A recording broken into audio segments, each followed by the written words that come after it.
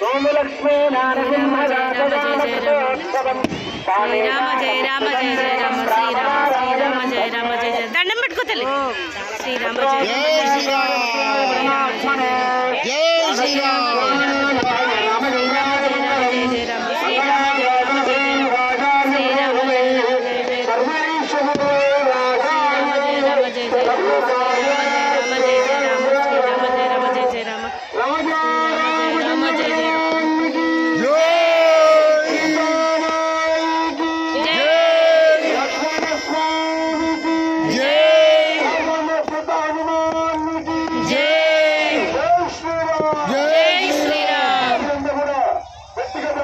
ఒక్క మాట మాత్రమే